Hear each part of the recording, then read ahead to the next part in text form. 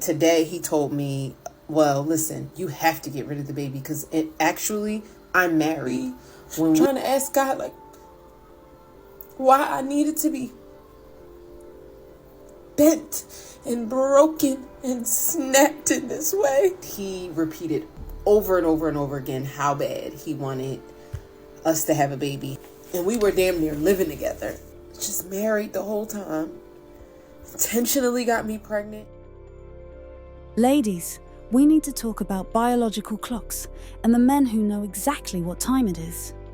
At 41, this woman's ovaries were basically sending out an SOS signal. 5 years sober, stable career in IT, nice apartment. She'd rebuilt her entire life. The only thing missing? A baby. And that's when he showed up. This man didn't just love bomb her, he baby bombed her. We're talking about a level of deception so elaborate, he deserves a Netflix documentary. Or at least a Lifetime movie called My Boyfriend's Wife Doesn't Know He Lives Here. I'm 6 weeks and 3 days pregnant, and my child's father, all within a day of finding out that I was pregnant, that I may have an ectopic pregnancy, going to the emergency rooms, spending hours and hours and hours getting poked and prodded to find out that my baby's okay and in my uterus where they should be, and my hormone levels are where they should be. So within a day of finding all that out, the father of my child said he doesn't want this. He doesn't think this is a good idea, and he wants me to not keep the baby.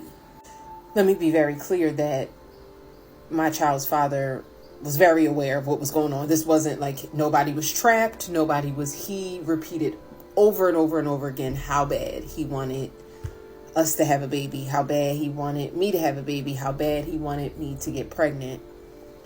And then I get pregnant and he's like, no. And today he told me, well, listen, you have to get rid of the baby because I'm married. When we got together, thought we were getting divorced. I had requested a divorce. Things was done, I thought, but that didn't happen. And now I'm trying to work my marriage out. So you cannot have my baby. So now here we are.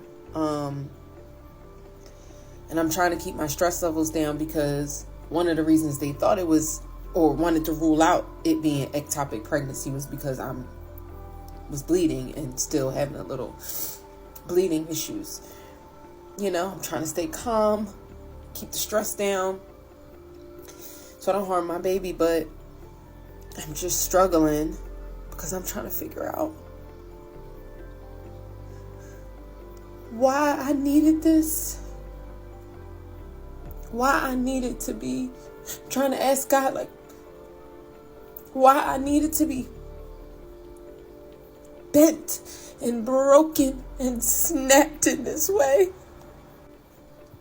I was minding my business, y'all. That man was persistent to even get a chance with me. And we were damn near living together. And then to say, and now my poor baby. Poor baby. I don't want this life for my baby. And you know what? I'm 41. I don't have any children. This is my first child. I didn't ever even think I wanted any. So I certainly wasn't trying to but now it's here.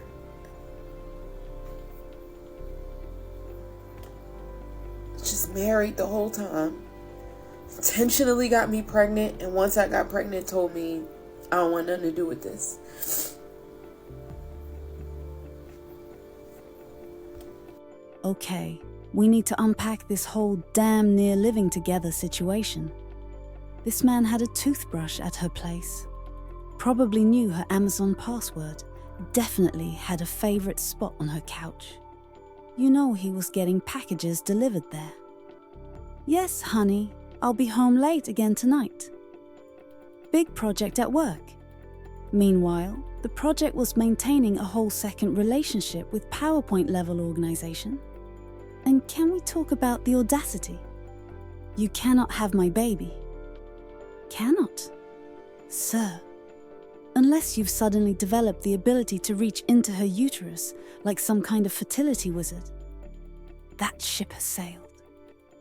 That horse has left the barn. That train has... You get it. But here's what's really messed up. And ladies, tell me I'm wrong. When you're 41 and childless, every man who shows interest gets evaluated through the potential father lens. It's not even conscious. You meet someone and your brain's doing calculations. He's got good teeth, seems employed, mentioned wanting kids. This man knew that. He weaponized it. Let's have a baby, baby. At 25, that's a red flag. At 41, that's everything you've been waiting to hear. The wife probably thought he joined CrossFit or developed a gambling problem. Something to explain the constant absences. Little did she know, his new hobby was playing family with a woman. Like I'm sure many of you, have heard so many men say, oh, women hate each other the most. Like, women are the meanest and the worst to each other. Like, and I would always be the first one defending that. Like, no, absolutely not. Like, women, we support each other. We love each other. We believe each other. I mean, that's been my experience. I know there are women that can be pretty, brutal and ruthless towards each other just for the sake of being brutal and ruthless to another woman. But my experience has been really just beautiful, authentic relationships I've cultivated with women that have been so supportive and great and have shown up for me. I put up a post about everything I'm going through right now with my, just finding out I'm pregnant, the whole thing, all of that. Look back on my page and you can see it's the very last video I just did. And the amount of women in the comments, just mean. And I get it. If you watch the video, there are people like, girl, why would you do that? Why would you do it? There's so many people telling me, get rid of your baby. It's going to ruin your life. I get the perspective of saying, you have a choice. Just consider you have other options. I totally get that perspective. And I don't mind it. Because we all have different experiences. But the meanness, they're like, you waited till 41 to let a married man get you pregnant and you keeping it. Don't let it ruin your life. It's a ruiner and this and that. My baby's not a life ruiner. What I'm going to do in this video is take control, and I'm going to prophesy, and I'm going to speak life over me and my baby. That video to vent, and I posted that video hoping maybe there was a person or two out there that could understand, that maybe went through a similar situation and could provide some insight. And to the women that personally DM'd me and shared their personal experiences and tried to relate to me, I appreciate you so much. You have no idea. Because please go look at that post and look at them comments. Not even like, hey, you're a human. You're a woman. I've been hurt before too. Somebody or somebodies have done me wrong too. May not have led to pregnancy, may have. But I get it. I get how you could think things are one way and then the rug can just get ripped out from under you. Consider your options, sis. Wish you the best. Not get on that table. You need an Uber? What did somebody else tell me? Reverse the contract. Send it back. Somebody in the comments says send it back. Okay. My baby's not an it. It's a baby. And I know you may have different thoughts on what classifies a baby at what time and term and weeks and trimester, and that's fine. I'm not here to debate that with you. I'm talking about mine. It's not a life ruiner. My baby is anointed and will be a blessing to many. My baby will be strong and confident and capable. My baby is going to be raised in a faith family, in a church that will protect it and surround it and be prayer warriors. My baby is being born to the best grandmother it could possibly have in the world, and uncles and aunts, and godmom, and best friend and friends. My baby has a village, great uncles. And I'm talking about good men for my baby to be able to see and look at. And I'm proud of that. I'm not proud of the circumstance and how it happened, and it sucks. But I am so thankful because I could be really 1,000% alone, and I got a village. I got a team. Y'all have no idea the warriors I have that will surround me in a circle and pray that thing down. So all of those comments saying all of that negative stuff or making it seem like this is just going to crash my world and burn, I am not claiming it. As a matter of fact, I rebuke it. Then I bind it. Then I release it into the atmosphere, and then I send it to the pit of hell. That's what I do. Send it back. Reverse the contract? You're treating this pregnancy like she ordered the wrong size on Shein. What's she supposed to do? File a return claim? Leave a 1-star Yelp review on the pregnancy? Would not recommend. Father came damaged. But this is what kills me about the comment section. Women turned into the pregnancy police while this man is probably at home watching the game, completely unbothered. We're out here fighting each other while he's asking his wife what's for dinner. The woman's getting death threats in her DMs while he's probably got his phone on Do Not Disturb. And notice how everyone's an expert on what she should do. But nobody's asking why he thought it was okay to run a relationship franchise. This man was operating like he had a weekday girlfriend and a weekend wife. Like some kind of romantic timeshare situation. But sure, let's blame the woman who believed the lies she was told. That makes total sense. So love it or hate it, apparently I'm bringing all y'all on this journey. The nice ones and the mean ones. So I just had my first OB visit today, right? Because all the treatment I've gotten thus far, ultrasound, blood work, medication, all that was all ER. You know, I didn't know I was pregnant. I went to the hospital because I was like, what's wrong with me? And then they was like, oh, you're having a baby. I just had my first OB visit. And I just want to say that I text my mom expeditiously and apologized. I just apologized for all the things. I spent most of the morning on the toilet with a trash can between my knees. The only thing I could appear to keep down right now is a ginger fruit smoothie. My mouth is incredibly dry. And that man at that appointment gave me so much information that I'm like, carry the 5. My God, today. Y'all, cat litter. I can't change my cat litter. He was like, do you have a pet? And I was like, yeah, I got a cat. Thinking easy peasy. And he's like, oh yeah, so do you have family support or someone that can come over and change the litter? And I was like, the litter? Who knew pregnant women can't change cat litter? I mean, maybe y'all knew. I don't know nothing about pregnancy, babies, delivery. We're going to be okay though. We're going to be all right. Kendrick Ben told me that. I'm at my mom's house because it's just comforting. I've been sick and just all day. And I don't know, if you just got a good mama, like, it's something about coming to mama's house that's just like soothes your soul. It's very comforting. But to clear something up, because I see some of you are being like real mean to me, or just under the impression, maybe my first video wasn't very clear, that I knew what was up with the man before having, conceiving our child. So, I'm sorry, before conceiving my child. But then we met and started talking, dating, all of that. It was, the standard, are you single? You say, okay, I'm single. We cleared that we were both single. Then we got into a relationship, and for all intents and purposes, it appeared that there was no one else. When I mentioned practically living together on the other video, it wasn't like we were practically living together, so we should have had a baby. No, I was speaking to the fact of like, there were no clear indicators to me that there was someone, a wife, no. And we were with each other constantly, one or the other's place, or on the phone, FaceTime, whatever.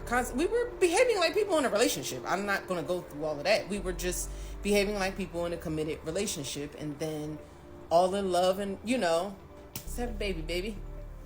Okay, I'm 41, baby, maybe baby. I'll just say, like, I didn't know. And then Tuesdays when I went to urgent care for being sick / Wednesday morning being in the ER, coming home. And Wednesday evening is when he said to me, or like late afternoon, I'm not ready for this. I don't want to have a baby, blah, blah, blah. And I'm like, bro, I went to the ER already. Like I went through the scare of possible ectopic and all this stuff. Like, and we committed to this together. Like, what do you think? I'm just going to go do something that I didn't want to do? I didn't do this and like, it was an accident. It's like, oh crap, it broke. And now it was like, I laid down willingly and knowingly, signed, we both did. So I'm not gonna now let go of the responsibility. But never like willingly and knowingly, not at this age and stage in my life with somebody's spouse. You know what I mean? Because separated or not, I don't care if you separated and you're like, I hate her, I hate him. People reconcile through separation all the time. People sometimes drop the divorce papers, get close to, divorce time, and then reconcile and stay together, and it works out. So like, I understand that. But also, even if you never plan on reconciling, right? It's not about the other person. It's about if you are just ending something big like a marriage, you need a little time, I feel like, for me, but I'm not judging anyone's journey, because trust me, for the last day and a half, I have been judged, just talked to so me, like, not even, am I a person? I don't know. But I just wanted to clear that up, because I feel like some people are under the impression that like I knew. I didn't know. It all happened at the same time. Like Wednesday he said he wasn't ready. Thursday he was like, all right, here's the truth. The truth is, when I met you, I was separated and I had asked for a divorce. Now that's not going to happen. It's a complicated marriage. We're going to work it out so you can't have this baby. I literally found out the same day I made the video. That's why I was so emotional and confused and all over the place, because it was like I had just found out that morning, and then the full day I was just like crying on and off and going, what the hell? I thought I was in a relationship with a person, and like we decided to have a baby, and now you're like, I got a whole like life that don't involve you, and I don't want it to involve you or this baby. It was just a lot that day, like a lot, but it was all at the same time. It was not, I didn't know. I didn't go into it knowing that he had a spouse. That's not for me. Here we are. I mean, this is just where we are. And if you were to go through my page, you maybe see some images or some things, some videos that I've done over the course of some time, regarding just my story and my life and my journey. Like October of this year, I will have 5 years of sobriety. God delivered me from the dips and the depths and the pit of addiction. I mean, I was in the pit of hell. Now, yes, the circumstances around this mess, but that ain't God. That was people. That was me not asking for discernment. Me not saying, who sent this man? God, did you send him? Is it for me? That's me and my getting caught up in the whirlwind and being all in love and my man. That's what that is. But the baby itself, because God creates life, this ain't from the enemy.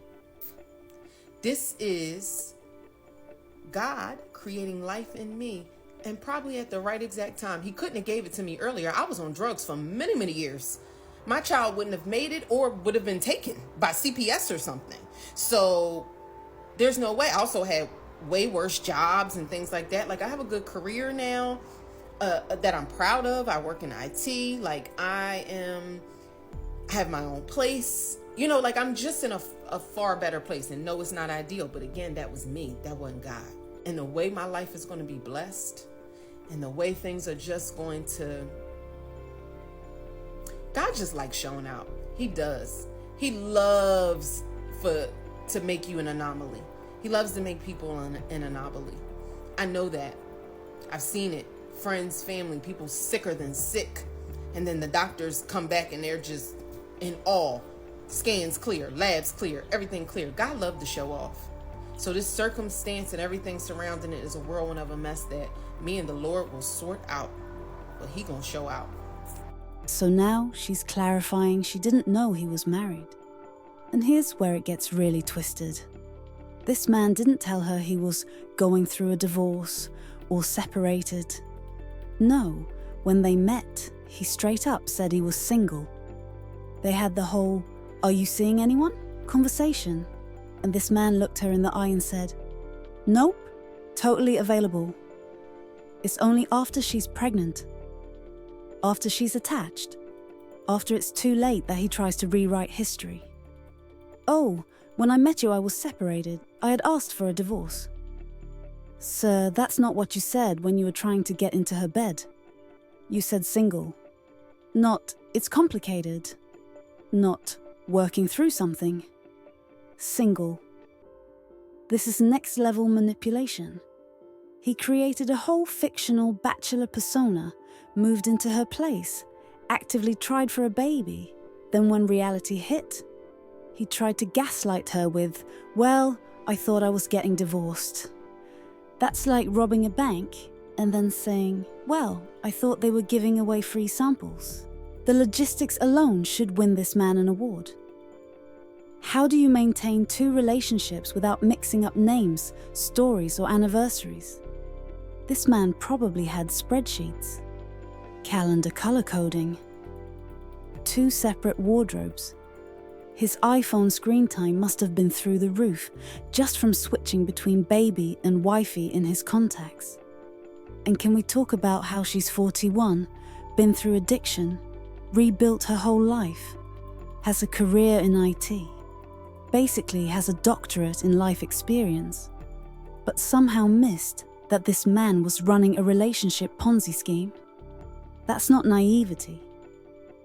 That's the power of telling someone exactly what they desperately need to hear. The darkest part? After all this drama, defending her choice to keep the baby against the entire internet. The universe said, actually no. She lost the baby anyway. I'm making this video because I see some people in the comments debating about, or outright calling me a liar, saying I'm lying, or debating about the amount of weeks and me using the term labored and things like that. So I just want to clear it up for, not for them, for other women who I now know this is a large, from just being on in the algorithm now of this awful thing, it's a large group. It's a lot of us in the DMs I receive. And I just don't want any woman who may be the amount of weeks I was, or close to, or less than, to feel invalidated and feel like that this isn't a loss and this experience isn't awful. I just don't want any woman to feel that way. So for me, I went for my 8-week ultrasound. I was actually a couple of days away from being 9 weeks pregnant.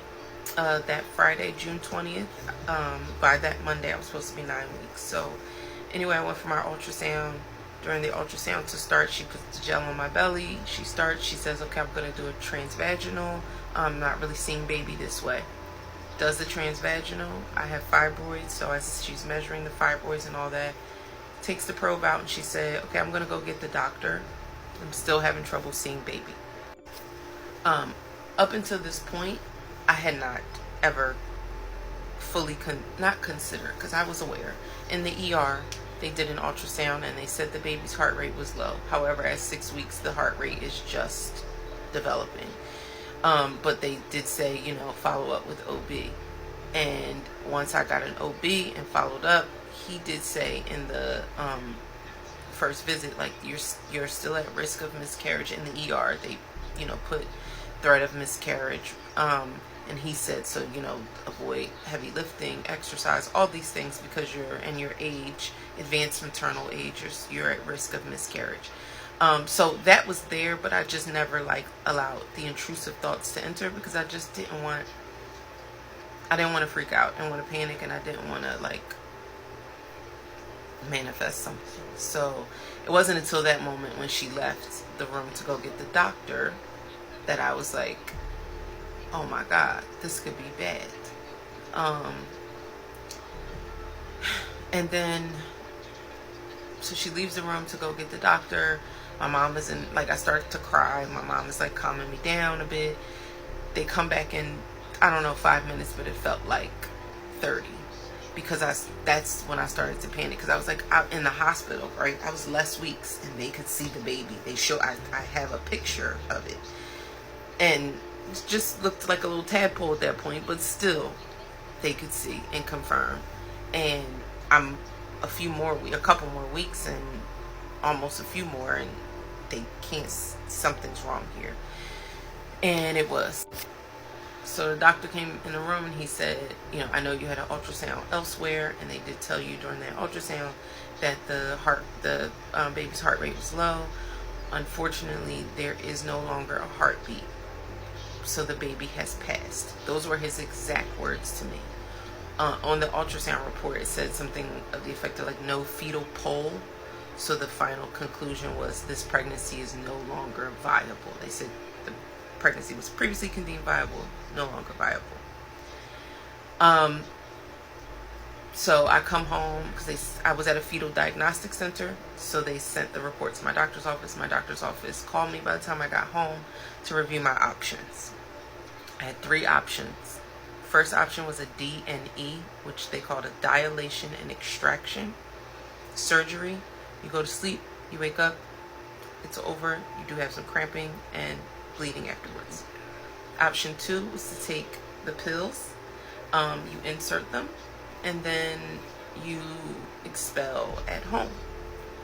And option 3 was to just wait for it to happen naturally. Doctors told me option 3 was the least best option. Too many risk factors, infection, things like that. I told them I wanted to take the weekend to think about it. They told me I had a little bit of time. I could call the office back on Monday and let them know what I decided. Just because I didn't want to make any decisions in that moment. It was a very awful moment. So Monday I called the office and I told them I wanted the D&E, and that was the plan. The next day I got scheduled for it for this past Friday, which is the 26th. It was supposed to be the D&E. Then I got my EOB, which is the explanation of benefits, where they run everything through, and I was responsible for 30% of that surgical cost, which was not going to happen for me by Friday. So I called the office back, canceled the surgery, and we went with the pills.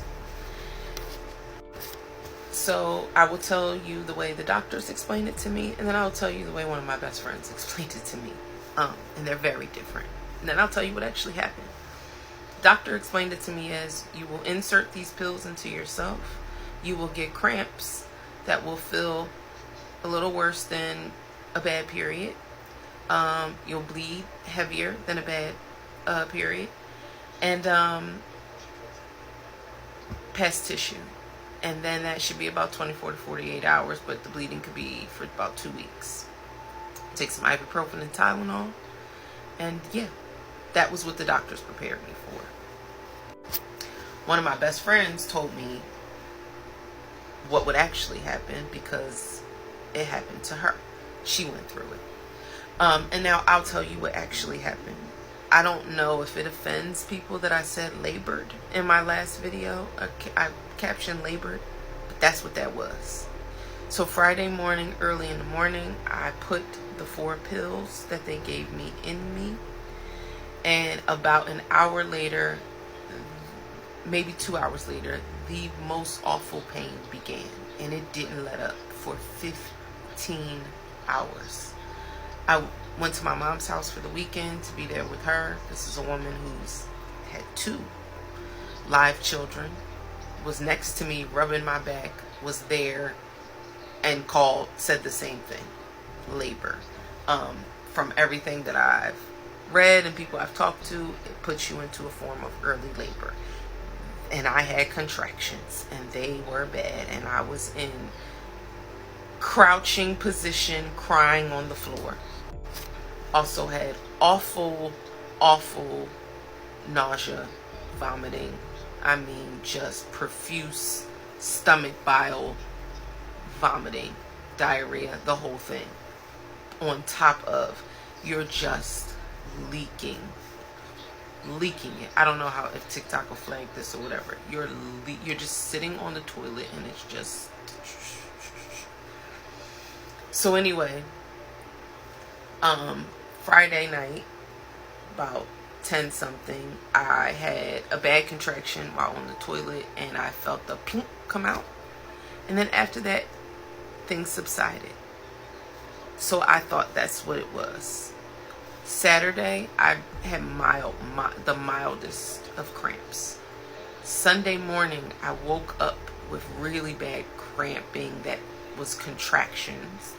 And then when I got one big one that almost felt like I had to poo, I went to the bathroom and thought I was doing that. And I pushed, and a loud, significant drop happened. And I felt it, and I knew what I thought happened Friday was just tissue. This is for sure. And I confirmed it. And I pulled with my hands and I held.